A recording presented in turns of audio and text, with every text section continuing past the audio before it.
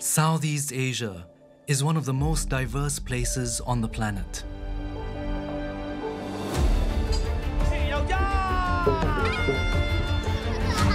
With so many different cultures and religions, all living side by side. And I'm an example of just that. My name is Peter Lee. I'm a Singaporean scholar of Peranakan descent, Chinese with a dash of Malay blood. I celebrate being mixed up. It's right in my DNA.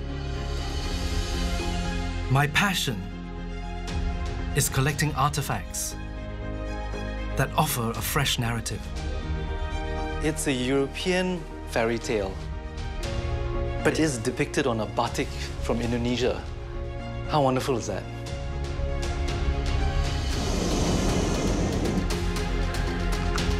I'm setting off on a new journey, traveling further back in time. Oh my God, we see this everywhere in Southeast Asia. To explore how the region's mighty empires have shaped our collective identity. This is a gold mine. No culture exists in isolation. In this episode, I'm traveling to Indonesia to learn about a 700-year-old empire that once dominated these islands. They built a trading empire so vast that it stretched across much of the spice route.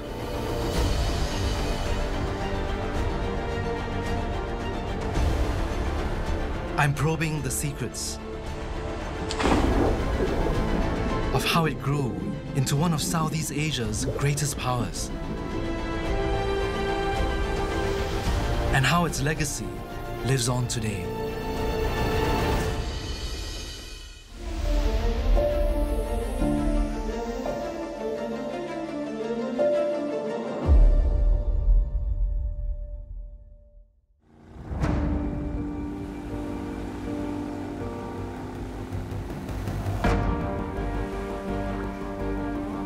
The world's largest island state of Indonesia is an archipelago of over 17,000 islands, more than 6 religions and 300 different ethnicities, all once unified by the Majapahit Empire.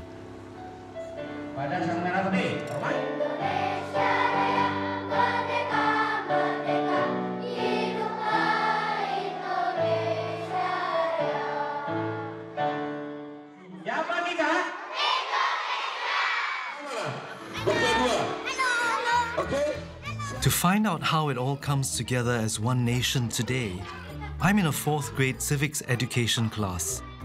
My name is Peter Lee. I'm from Singapore. You all know where Singapore is? Yes. Yes? All know, yeah. Singapore is a small island and Indonesia is so big. And we have only 4 main races. So today I want to learn a little bit more about Indonesia. Can you tell me where your family is from? Ada dari Jawa? Dari Jawa Timur, Jaktim, Sulawesi Selatan, Jawa Barat, Sunda. Ya, Sunda. Chinese. We think we're a melting pot in Singapore, but right here, I've just found over 10 ethnicities. I want to find out how their teacher, Neni Herawati, bridges these differences. Anak-anak di sekolah itu kan mereka berbeda-beda suku bangsa. Ini pun tidak menjadi hambatan untuk mereka bisa berjalan seiring bersama-sama. Kita akan belajar tentang indahnya kebersamaan. Indahnya kebersamaan itu artinya apa coba? Saling menghargai. Saling menghargai. Ya, udah boleh Audi. Tidak memilih bersama-sama. Negara kita itu adalah negara yang terdiri dari berbagai pulau, ya. Maka walaupun berbeda-beda suku bangsa, kita tetap berpedoman kepada semboyan negara kita apa? Artinya beda-beda tetapi tetap satu. Bhinneka Tunggal Ika, or unity in diversity, is Indonesia's national motto. But where did this phrase come from? And what's the story behind this call to unity? Ini naskah Sutasoma, naskah tertua yang dimiliki Perpustakaan Nasional. Perkiraan waktu penulisan di masa kejayaan Majapahit. Wow.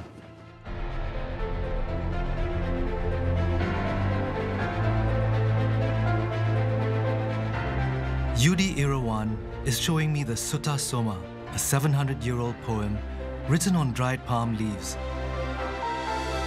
I've handled so many ancient and archaic materials, but I've never handled anything of such great national importance. Teks Sutasoma ini menceritakan tentang pengembaraan Pangeran Sutasoma. Dalam pengembaraan itu, dia melihat berbagai hal gitu. Sutasoma was an Indian prince with no interest in ruling, so he left his kingdom to travel. One story records a clash between religions. A wicked king called Purushada lived off the flesh of his subjects. To help them, Buddha reincarnate, Prince Sutasoma, offered his own body.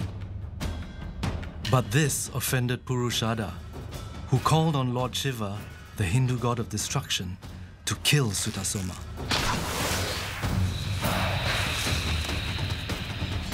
The Buddha and Lord Shiva battled, but both were equally strong. The battle continued until priests told them to stop fighting. Because although they looked different, in reality, they were one. Bhinneka Tunggal Ika. So this is the famous Bhinneka Tunggal Ika. Yes. That's wonderful.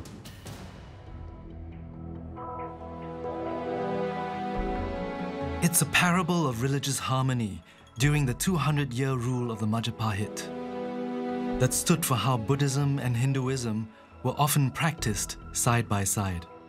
An idea of acceptance that continues to have resonance today. The Majapahit is said to have been the first kingdom to unite the diverse archipelago. To understand how it flourished, I'm starting at the very beginning. In 1289, an envoy from the Mongol Emperor Kublai Khan landed in Java to demand allegiance. But King Kertanagara sent them packing by mutilating their faces. In retaliation, Kublai Khan sent a mighty fleet of 1,000 ships and 20,000 men to unseat the Javanese king. But when they landed in Java 3 years later, King Kertanagara had been assassinated, and in his place was a different king. A prince called Raden Wijaya saw his chance. He offered to help the Mongols overthrow the new king and swear allegiance to the great Khan. Together, they attacked.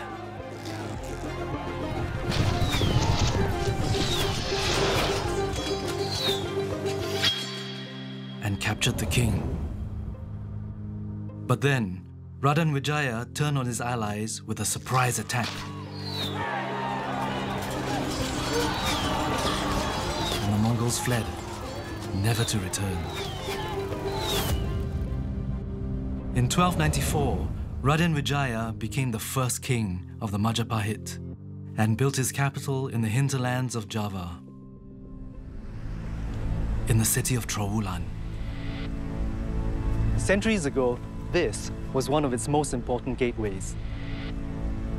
Split gates such as these were built to impress and intimidate, and I can really feel that standing here.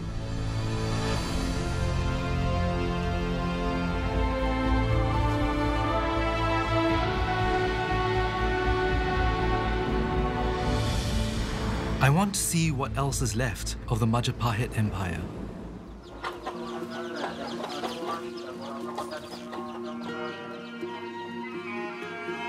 The people of Majapahit worshipped in places like these, called chandis.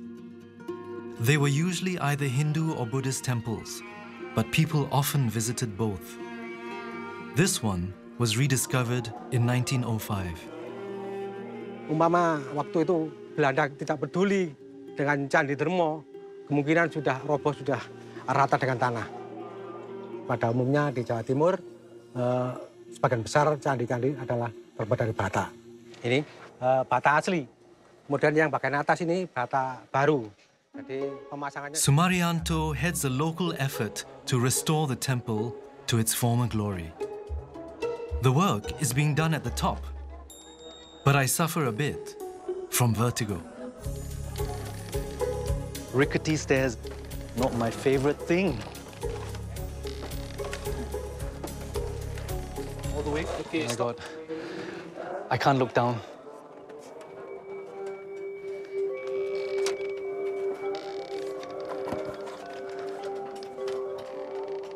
Wow. An amazing view up here. Bagus sekali.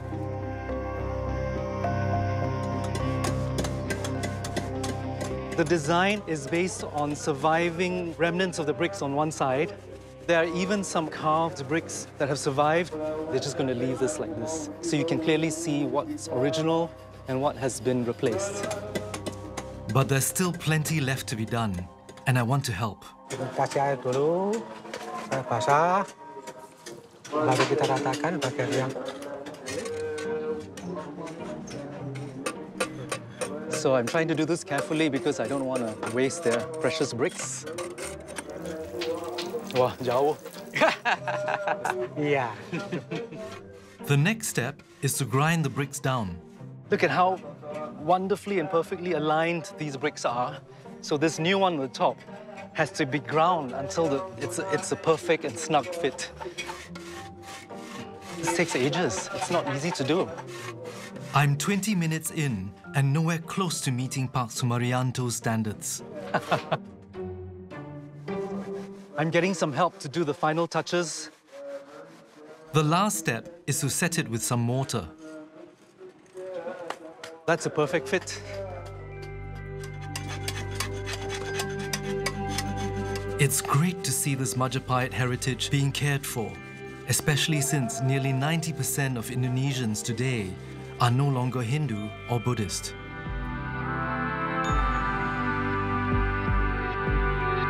There is a Muslim cemetery here, there's a mosque, there's just a school on the other side.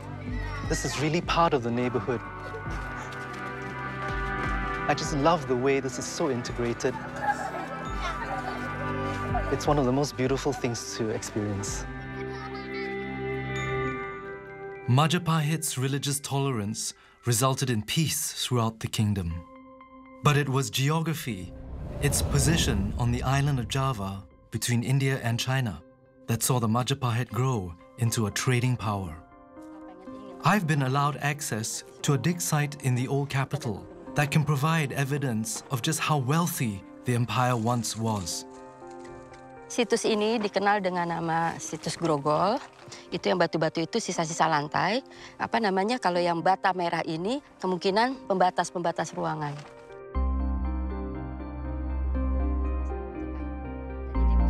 Yusmaini Eryawati and her team have uncovered the base of a house with 700-year-old artifacts. Just brush away the soil. Sedikit-sedikit ya, biar dia tampak sendiri. This is a very precious old part of some ceramic pot.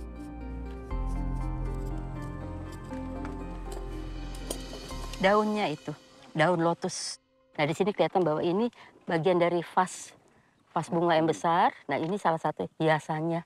It's actually very beautifully rendered. And, you know, it's more typical to see a lotus flower, not the leaf. This is very beautiful. The team have made a variety of finds that tell an exciting story of the empire's reach. Kita umumnya di trawulan ini kita ketemu 3 asal keramik. Ini keramik Thailand dari Sukhothai. Sukhothai itu hiasannya biasanya umumnya tuh gambar ikan. Kalau misalnya dia berwarna merah, ini dari Vietnam. Memang yang paling dominan keramik-keramik Cina, dari Loncuan, dari Cindengchen, dari Fujian, Dehua, dari Guangdong. I'm blown away by how cosmopolitan the Majapahit were. Religious and ethnic tolerance, combined with its strategic location, were the building blocks for an empire. But the secret to its wealth was born from the island's treacherous terrain.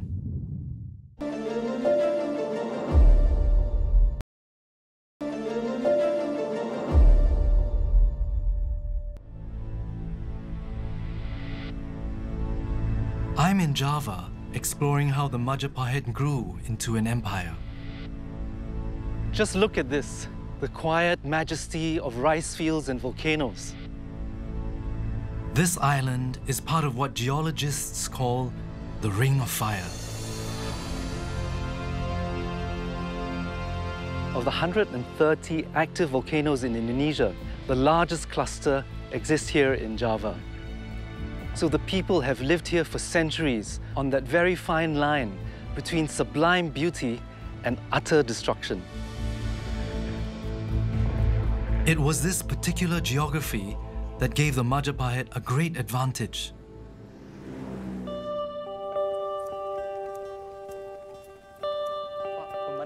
I'm helping Daso Widodo, a third-generation farmer from Karang Pandan, Central Java, plant vegetables. Ini tomat. Oh, tomat. Ini cabai merah.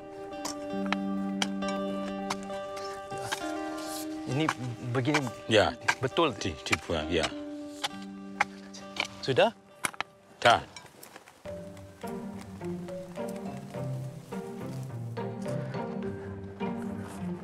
Everyone should start their morning like this. It's so good for the soul. It's almost enough to make me forget about the ominous shape in the distance. I would be very scared to live so close to a volcano. Daerah sini yang dekat-dekat itu enggak was-was kalau menurut saya. Tanyanya ya bagus ya, istimewa di sini. Mount Lawu has been dormant since 1885. But in 2014, another volcano erupted just 140 kilometers away. Lupa itu, sampai sini abunya, jadi sampai 2 cm mungkin ya di sini. Kalau dulu situ meletus, itu sesudah itu panenan sini ya bagus. So it really has this positive effect on farming. Volcanic ash is rich in minerals that stimulate plant growth, making Java the most fertile of all Indonesia's islands, and giving the Majapahit Empire massive rice harvests, more than enough to feed the local population, and trade with merchants from the Spice Islands, who would travel here on monsoon trade winds that blew from the east between June and September.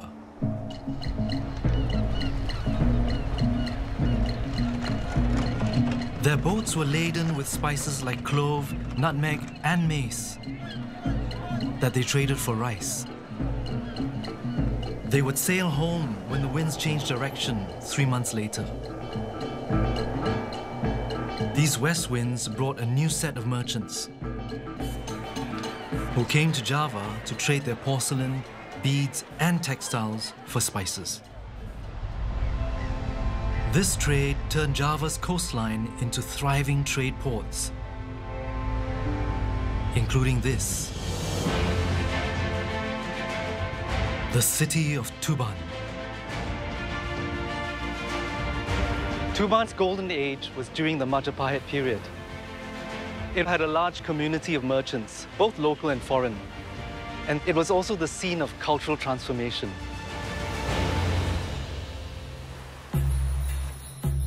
I'm searching for an iconic product born from the winds of trade. An art form that I feel a deep connection with. Oh my goodness. Enak sekali kesini. As a collector of traditional textiles, I'm always on the lookout for good batik. My mother, my grandmother, and my ancestors were all wearing batik. So it's very much part of the history of other countries and it's the history of my community. Uzwatun Hassana is a fourth-generation batik maker. Ini alat tenun yang namanya tenun gedok karena diambil dari suaranya dok-dok. Jadi mereka, para ibu-ibu mengerjakan ini malam hari. Jadi tetangganya bunyi dok-dok, tur. Di sana dok-dok, tur, saut-sautan kayak irama musik.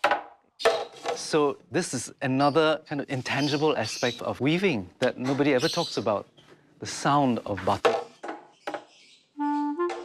It takes over 30 steps to make a piece of gedok cloth. And it begins with spinning raw cotton into yarn. Tempel. Wow. She's just letting the yarn just pool itself. Pelan-pelan lagi. Tarik. Oh my God. It really is just happening like magic. You just touch. Well, I'm obviously not the magician. Once the cloth is done, comes my favorite part. Drawing patterns using wax. As a scholar, I'm very interested in the designs. Jadi motif batik ini menggambarkan dari unsur Cina, ini ada burung hong. Terus ini ada Jawa Hindu yang menggambarkan Majapahit. Terus ada juga unsur India. Semua dicampur. Dicampur. Yeah.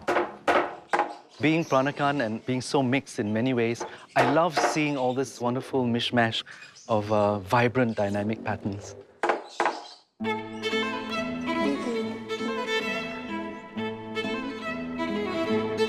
The fabric is then soaked in a bath of natural dyes before it's wrung out.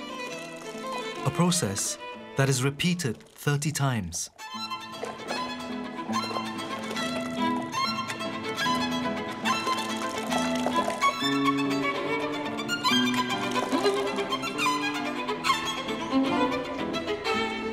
So this is an oxidization process and we're starting to see the pattern. Nenek saya itu waktu tua, itu tangannya biru. Seneng. Ya, pertama kali saya coba.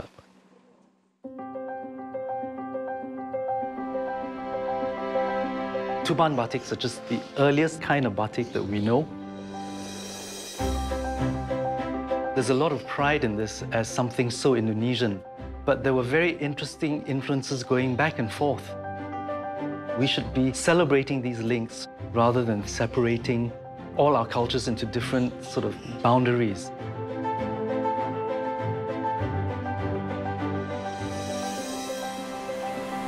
Religious and ethnic tolerance and its location at the center of a major trading route resulted in a blending of cultures that powered the Majapahit Empire. But it was a legendary prime minister who led the empire to its golden age in the 14th century. The elephant general Gajah Mada, who some say made an oath that he would not taste spice until all of their outer islands were under Majapahit rule. True to his word, in 1331, he consolidated the empire's hold over eastern Java. In 1343, he conquered Bali and continued eastwards. By the mid-14th century, Majapahit's tributary states were said to stretch from New Guinea to parts of the Malay archipelago. With extensive trade links, the empire grew richer and richer. And the extravagance of the royal court knew no bounds. Under King Hayam Wuruk, a great patron of Indonesian arts, the empire built a rich cultural heritage that is beloved and practiced even today. Something I want to experience firsthand.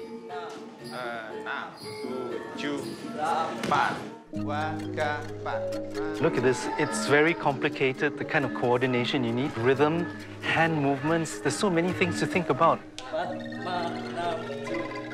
Wayang Topeng was performed at the Majapahit court to entertain and impress foreign guests from all over Asia. Sometimes, the king himself would take to the stage. Muruk juga menari topeng. Dia sebagai penari yang sangat bagus pada masa itu. Kemudian ibunya itu, dia juga sebagai penyanyi, ayahnya juga pemusik pengendang. So it's a very musical family. Yeah. Yeah, just like mine. Tri Handoyo has kept the art alive by teaching local children. And today, he has an older student. Ya, yang kanan agak maju. Ya, jadi 1, 2, 3, 4. Dari sini. 5. Mundur. 6. Diangkat. 7. 8. Ya, seperti itu. Tak boleh ingat. 1, 2, 3. It takes a year to master just one dance. 7.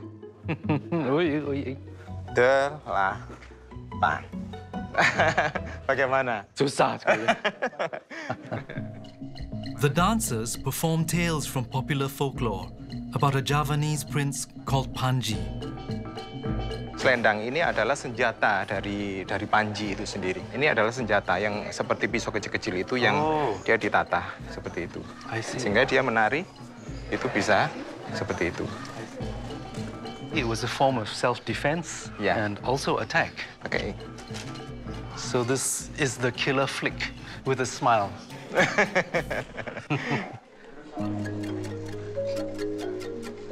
Wayang Topeng actually means masked dance. Noble characters have delicate features, while evil ones have bulging round eyes and fangs. The color green is reserved for Prince Panji, a role that Pak Handoyo has offered me in this community performance. I do feel regal. I think I'm ready. It's time for me to impress my waiting audience like a Majapahit king.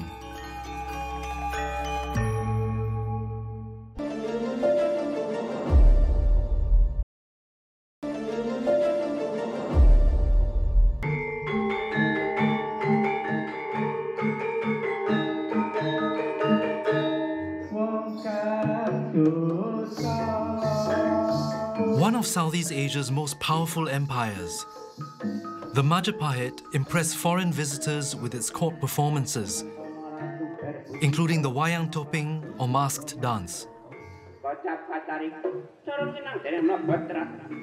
A big favorite were tales of the fabled Javanese prince Panji.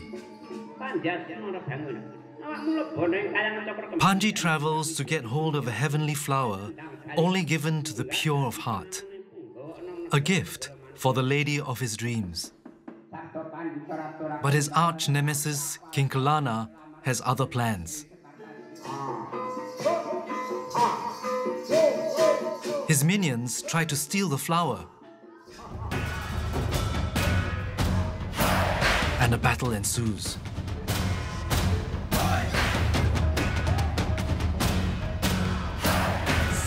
Finally, King Kalana is defeated and becomes Panji's disciple.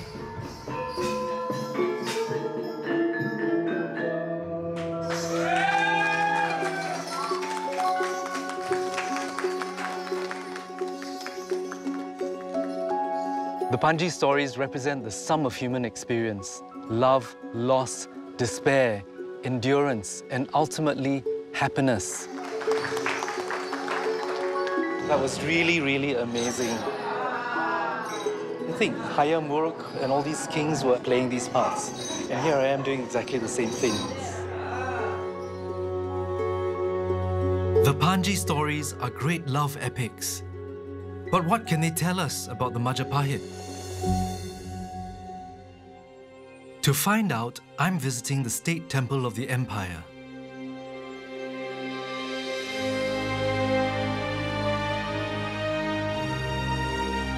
Candi Penataran, home to the biggest collection of Panji reliefs. That's set in stone, the very stories the dancers are created from. I'm going to play this sort of game with myself, trying to guess what these stories are all about.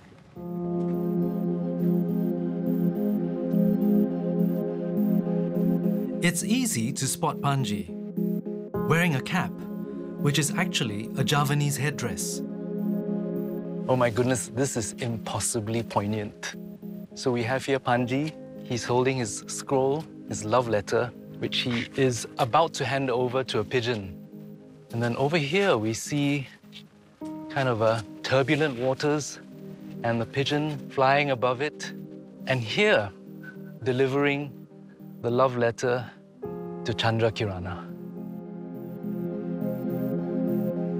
These are stories of Panji's struggles to reunite with his one true love. The two come from different kingdoms, so it's a Romeo and Juliet story, except not quite. This is so beautiful. It is so charming and tender, and I think it marks the end of the story, the finale, the reunion of the lovers. These stories weren't just popular in Indonesia, but also in continental Southeast Asia, evidence of the Majapahit's cultural influence. But the way it was carved in stone at the state temple suggests that the great love story of the popular hero Panji was also used as a political symbol of unity between different peoples. Under Hayam Wuruk, Majapahit's celebrated king, the empire became greater than ever. But what was the relationship between the Majapahit center of power in Java and their other islands? I'm heading next to Lake Matano on the island of Sulawesi.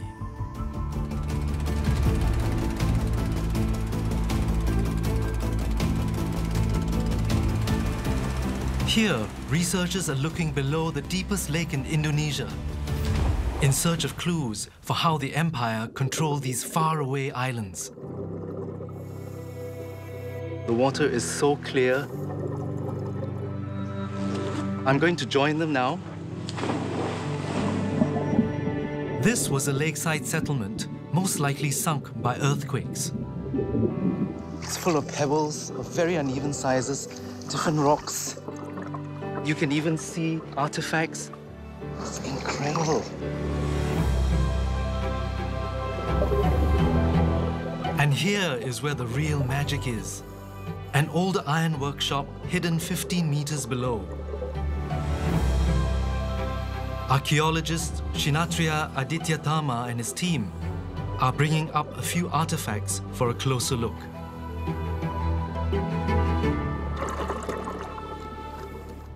As you can see, this is very nice earthenware pottery. Made locally, you think? Made locally. And you can see inside a lot of charcoal from the iron production activities in the past. It's around 8th century. Oh my God, so this is 8th century charcoal still yes, in this in condition? situ, inside the pottery. So this is a spear. So one of the greatest finds from the Matano Kingdom civilization. Just incredible. To find a piece of metal from the lake that is not rusty, I mean, that's just short of a miracle, I think. Sulawesi means island of iron, but it's the traces of nickel here that have preserved these artifacts for centuries. Matano can produce very high quality iron, so of course the people in Java also wants it. And would this material have been exported? Probably. Majapahit is a very big empire and they need to defend themselves. Shinatria explained to me that historians are still divided on the extent of the Majapahit's rule over Indonesia's outer islands. To find out how the locals remember their history, I'm excited to meet a person who can truly speak for the people here. The Mokole, King of Matano. Pada saat Majapahit perang, hanya Matano yang bisa membuat besi untuk perang. I see. Pada saat Majapahit ke sini, kita pastinya hubungan Majapahit dengan Matano ini hanya hubungan bisnis. So this iron ore trade was a sort of friendly trade relationship. Yeah. There's evidence the Majapahit directly controlled Eastern Java, Bali, and Madura. But the empire's might further afield may have been the product of its trading wealth and standing that gave them unprecedented influence over these outer islands known today as Indonesia. But by 1389, the golden age of the empire was about to be disrupted.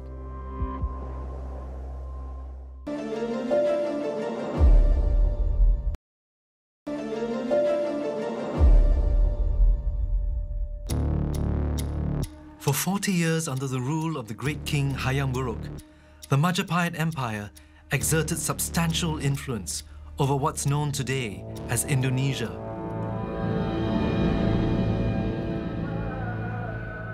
But merchants from the Middle East, India, and China brought with them a new faith that spelt change. Built in 1421, Masjid Sunan Ampel is East Java's oldest mosque. It's named after the Muslim saint, credited with spreading Islam here.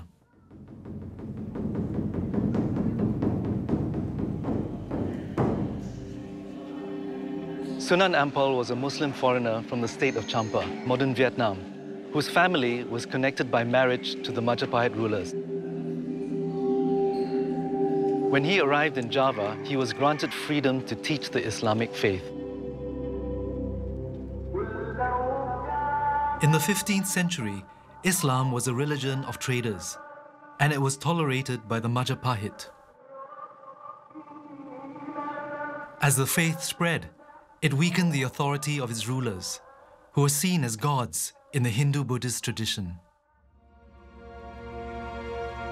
But the end of their reign was brought about by something closer to home.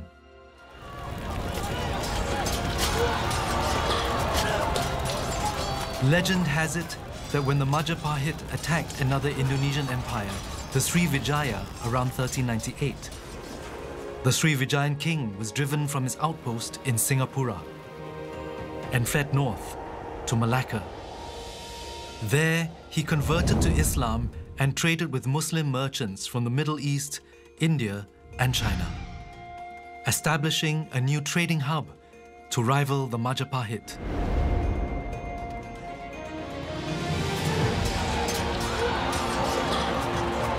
Internal power struggles weakened the empire further until the People's Revolution drove them east to Bali.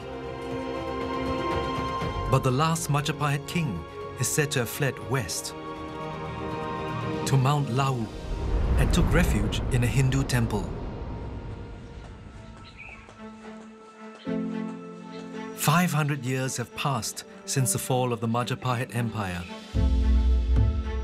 But Candi Ceto still draws visitors from all over Indonesia, the world's biggest Muslim nation.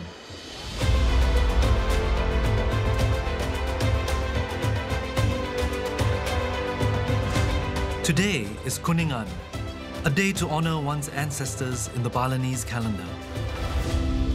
Yang ini, pengikat kepala, ini adalah simbol dari pemurnian Majapahit. I'm excited to join Pak Jiro, a Hindu priest, in a ritual from the Majapahit times. Ini untuk mendoakan semua leluhur supaya sampai mendapatkan kemuliaan sang roh-roh yang sudah di alam nirwana. The offerings are for a final farewell to ancestors as they return to heaven. These are just the first few steps. Many more to go.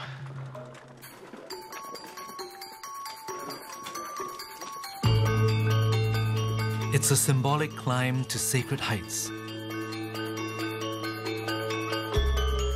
Near the top, we head to the oldest part of the complex.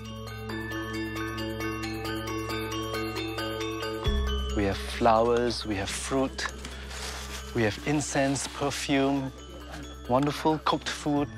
It's a multi-sensory offering. It's so beautiful.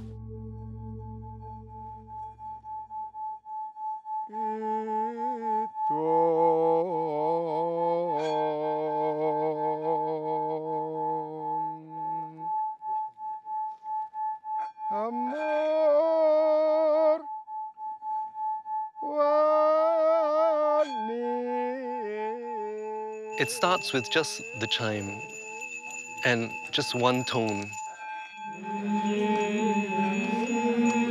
It really hits somewhere very deep.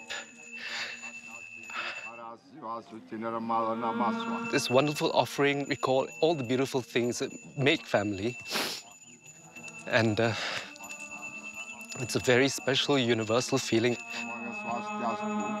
I can't help but think about my late parents. I apologize, I'm a big crybaby.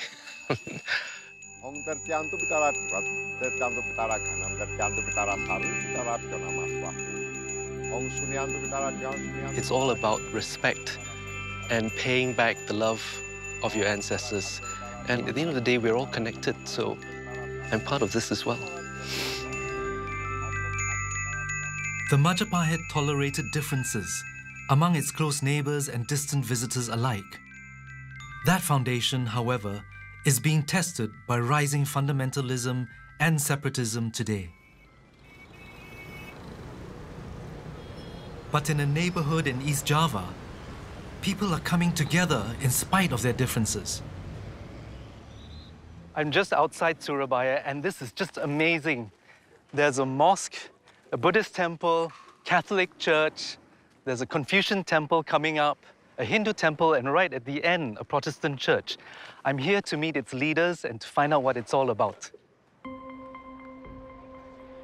6 religious sites built side by side is a first for Indonesia.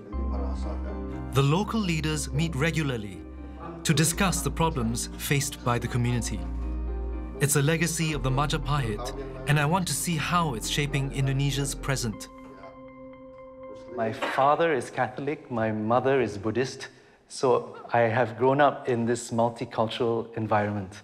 What is everyone's opinion about the state of religious tolerance in Indonesia today? Kita punya sejarah panjang tentang pemberontakan yang masalah ideologis, tapi memang dari sejarah-sejarah itulah sebenarnya kalau kita mau lebih bijaksana, kita mesti perlu belajar banyak dari pengalaman-pengalaman.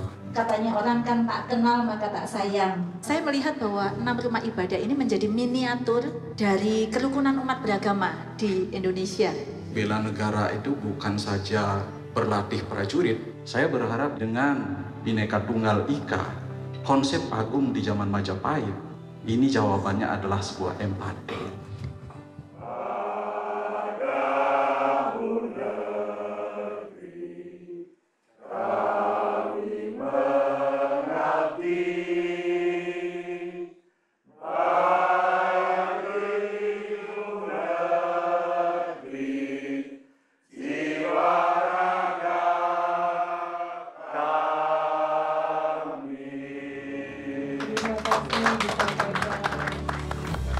In a climate fraught with intolerance, this is a symbol of hope. These are all religions of communities that played a part in shaping Indonesia. In a multicultural setting like this, the only really viable option has been to find ways to live alongside each other, both then and now. But how are the nation's youth inspired by this aspiration of togetherness?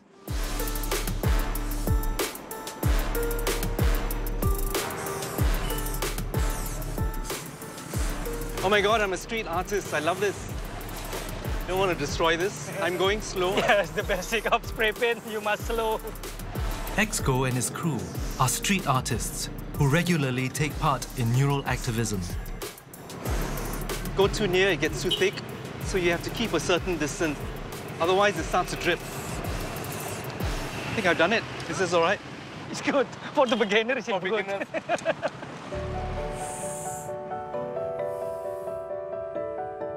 I finally see the mural taking form. It's a mixture of different colors and shapes that all come together in a handshake. I love how your work is very strong and powerful. It's a symbol about unity in Indonesia. Colors a symbol of pluralism, about many culture in Indonesia. I dream no more conflict, no more violence, no more rasis. Saya sebagai orang Jawa Timur dan Majapahit Visinya kepingin Indonesia lebih bersatu. Kita harus membawa cita-cita Nusantara untuk mempersatukan seluruh daerah di Indonesia. Mungkin seperti itu. Jadi banyak anak-anak muda seperti saya merasakan hal yang sama. I love it.